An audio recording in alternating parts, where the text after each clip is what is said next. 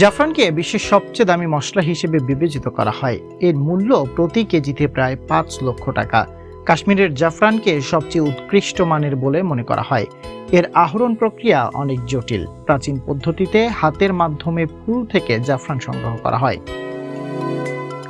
কেন জাফরানের দাম এত বেশি? ছোট একটি উদাহরণ দিলেই পরিষ্কার হয়ে যাবে।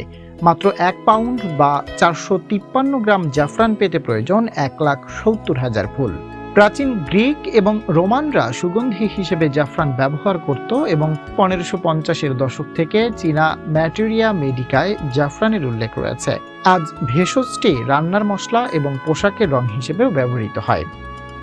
জাফরান এখন কিছু প্রাচ্য, মধ্যপ্রাচ্য এবং ইউরোপীয় খাবারের একটি অপরিহার্য অংশ, যেমন ফ্রেঞ্চ বুইলাভাইসে, স্প্যানিশ পায়েলা, মরক্কোর ট্যাগিন্স এবং আরও অনেক খাবার।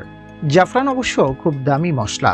এর ব্যয়বহুলতা এর ফসল কাটার সাথে সম্পর্কিত। প্রতিটি জাফরান ফুলের মাত্র অল্প পরিমাণ ব্যবহার করা হয় এবং সমস্ত ফসল কাটা অবশ্যই হাতে করা উচিত। জাফরান ভূমধ্যসাগরীয়, এশিয়া মাইনর এবং ইরানের স্থানীয় বলে মনে করা হয়, যদিও স্পেন, ফ্রান্স এবং ইতালিও এখন মশলার প্রাথমিক চাষী। আমরা যখন জাফরান শুনি তখন আমরা যে মশলাটির কথা ভাবি তা আসলে উদ্ভিদেরই একটি ছোট অংশ।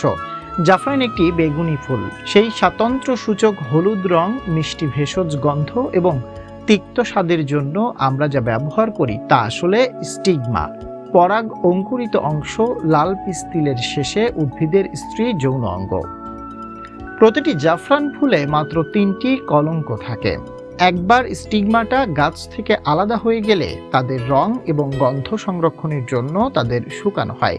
যেহেতু ফুলের এত ছোট অংশ ব্যবহার করা হয়, তাই 1 পাউন্ড জাফরান মশলা তৈরি করতে 1,70,000 জাফরান ফুল লাগে।